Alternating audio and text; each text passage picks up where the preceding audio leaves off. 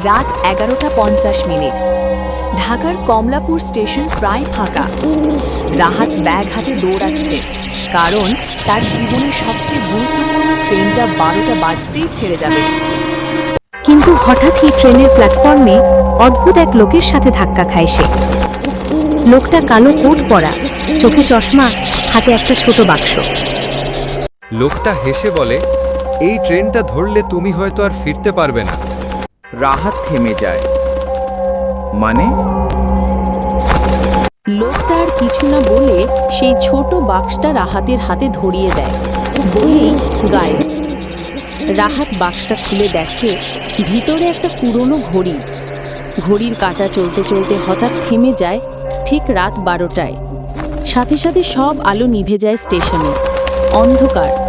ঘড়ির কাঁটা আবার চলা শুরু করে, কিন্তু এখন সময় যাচ্ছে উল্টো দিকে। রাহাত বুঝতে পারে সে আর বর্তমানের মানুষ নেই।